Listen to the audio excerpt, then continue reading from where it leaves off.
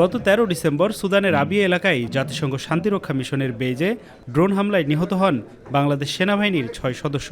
সকাল ৯টায় ঢাকা সেনানিবাসের কেন্দ্রীয় মসজিদে তাদের জানাজা অনুষ্ঠিত হয়।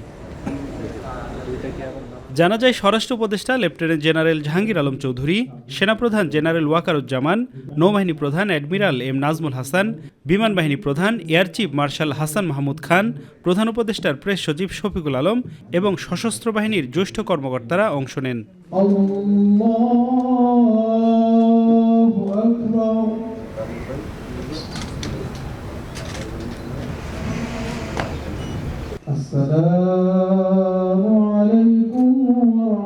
জানাজা শেষে নিহত সেনা সদস্যদের স্বজনরা সবার কাছে দোয়া ও ক্ষমা চান।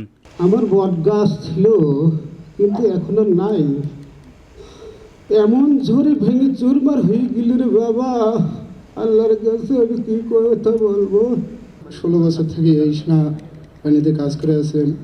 আমি চলার পথে যদি কারো মনে কষ্ট দিয়ে থাকেন তাহাকে আল্লাহর হস্তে সবাই মাফ করে দেবেন।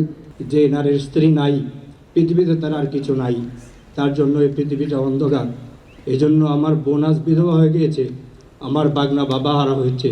আপনারা তাদের প্রতি সবসময় দৃষ্টি রাখবেন, তাদের সুখে দুঃখে খবর নেবেন। আমার ভাতিজার জন্য সকালের কাছে দোয়া চাচ্ছি, সেজন্য ব্যস্তবাসী হয়। জানাজার আগে নিহত ৬ শান্তিরক্ষীর সংক্ষিপ্ত জীবনী পাঠ করা হয় এবং তাদের রুহের মাগফিরাত কামনা করে বিশেষ মোনাজাত করা হয়। এরপর সামরিক রীতি অনুযায়ী তাদের রাষ্ট্রীয় সম্মান জানানো হয়। পরে হেলিকপ্টার করে মরদেহ নাটোর, কুড়িগ্রাম, গাইবান্ধা, রাজবাড়ী ও কিশোরগঞ্জে নিজ নিজ বাড়িতে পাঠানো হয়। আফজাল হোসেন, মাই টিভি, ঢাকা।